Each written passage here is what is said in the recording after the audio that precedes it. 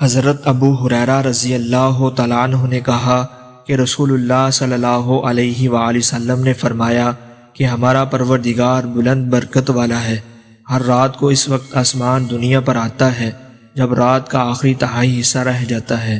وہ کہتا ہے کوئی مجھ سے دعا کرنے والا ہے کہ میں اس کی دعا قبول کروں، کوئی مجھ سے مانگنے والا ہے کہ میں اسے دوں، کوئی مجھ سے بخشش طلب کرنے والا ہے کہ میں اس کو بخش دوں۔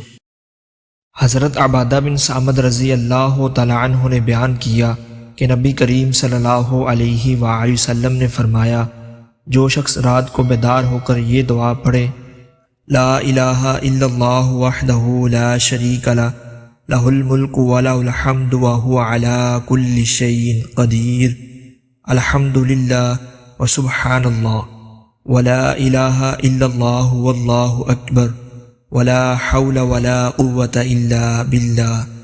ترجمہ: اللہ کے سوا کوئی معبود نہیں، وہ اکیلا ہے، اس کا کوئی شریک نہیں، ملک اسی کے لیے ہے اور تمام تعریفیں بھی اسی کے لیے ہیں، اور وہ ہر چیز پر قادر ہے۔ تمام تعریفیں اللہ ہی کے لیے ہیں۔ اللہ کی ذات پاک ہے، اللہ تعالیٰ کے سوا کوئی معبود نہیں اور اللہ سب سے بڑا ہے۔ اللہ کی مدد کے بغیر نہ کسی کو گناہوں سے بچنے کی طاقت ہے، نہ نیکی کرنے کی ہمت۔ پھر یہ پڑھے، اللہم اغفر لی۔